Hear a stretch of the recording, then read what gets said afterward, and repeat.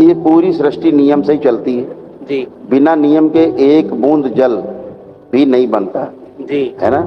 अगर जल बनेगा तो H2O हाइड्रोजन 2 भाग 1 भाग ऑक्सीजन मिलके ही बनेगा बनेगा तभी जल होगा, अदरवाइज जल नहीं बनेगा। जी नियम नहीं है। और H2O तब मिक्स होगी 2 भाग हाइड्रोजन 1 भाग ऑक्सीजन ऑक्सीजन तब मिक्स होगी जब उसमें बिजली का कोई प्रवाह होगा होगा, तभी वो दोनों मिक्स होती है, तब जल बनता है ना। जी तो हर चीज नियम से, केवल आप हाइड्रोजन 2 भाग और 1 भाग ऑक्सीजन मिलाते रहो नहीं मिलेगी जब तक बिजली का उसमें प्रवाह न दिया जाए। जैसे अब बादलों में बिजली कड़कती है तब जल बनता है, ऑक्सीजन और हाइड्रोजन दोनों मिलके बिजली कड़की तब जल बन के बरसता है। यही नियम है ना, जी हर चीज का नियम है।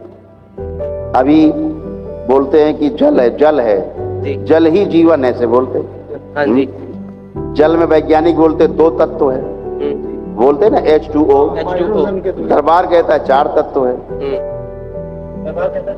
दरबार कहता है 4 तत्व है। ठीक है, तो क्या है वो 4 तत्व, क्या है? तो ऐसे है 4 तत्व कि पहला तो जल ही है, एक हो गया।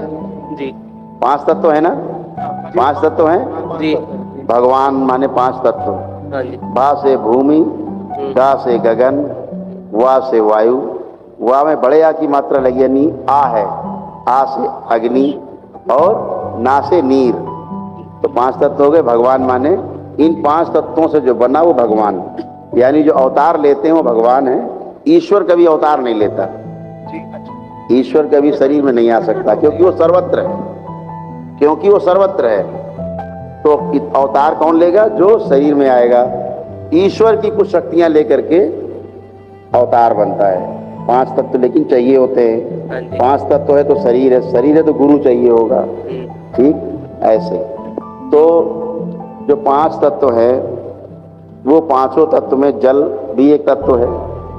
तो जल में जल है एक तत्व, और 2 बातें मान ली जाए साइंस की, H2O यानी अग्नि और वायु।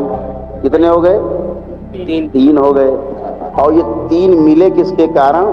वो आकाश तत्व है, चौथा उसके बगैर मिलेंगे नहीं तीनों। जी तो 4 तत्व हो गए। एक बचता है पृथ्वी।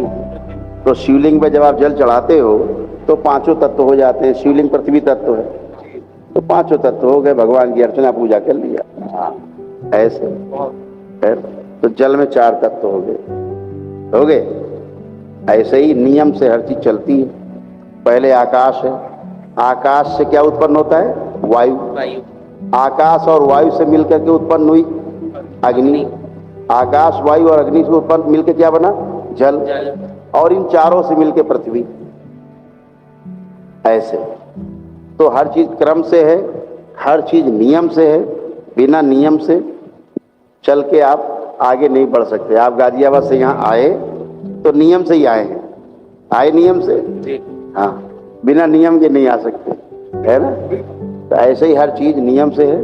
तो ईश्वर को धन्यवाद इस बात का देना चाहिए कि उसने अपने नियम के अनुसार आपको आपके अनुसार आपकी इच्छा पूरी करना है ना। सब नियम से होता है। इस सृष्टि में कुछ बिना नियम के नहीं। अगर कोई ना भी मैं कह दूं मैं लोहा गायब कर देता हूं, लाओ सामने, उड़ जाएगा भाप बन के, आदमी कहेगा यार कैसे करे, तो ऐसे हो नहीं सकता। लेकिन तभी तक रहस्य है जब तक उसको उसका पता नहीं, देखा नहीं। अभी मैं लाऊं, भट्टी सुलगाऊं, कढ़ाई रखूं, उस पर उसकी डेगची बनाऊं और उसमें लोहा डालूं और 2500 डिग्री तक गर्म कर दूं तो लोहा भाप बन के उड़ जाएगा 2500 डिग्री पे। अभी जादू तो हुआ नहीं, चमत्कार तो हुआ नहीं, नियम से हुआ। आप 2000 डिग्री पे गर्म करोगे लोहा नहीं उड़ेगा, लेकिन 2500 डिग्री पे कोई भी गर्म करेगा उड़ जाएगा भाप बन के, है ना। तो नियम से ही होता है। ऐसे तो हर चीज नियम से है, नियम से ही दरबार चलता। देखते हो आप, कहते हैं ना कि भाई नियम से दाएं बाएं मत होना, नियम से अलग हटे और आपको लाभ नहीं मिलेगा, है ना। नियम अपनाओगे लाभ होना तय है, लाभ ही होना है। जो दरबार के नियम है आपको मिलेगा उसका। इसलिए नियम से चलने की बात बार बार दरबार कहता है। हम यहाँ बैठे हों चाहे ना बैठे हों, दरबार में नियम खुले हुए बने हुए हैं। आदमी आता, संकल्प करता है और शक्तियाँ खुली हुई, सब अच्छा होता है। ये तो हम केवल संतुष्टि के लिए सबसे मिलते हैं। हम भी खाली बैठे, हम भी क्या करें, तो हम भी मिलना है सबसे, हम भी मिल लिए इसी बहाने सबसे।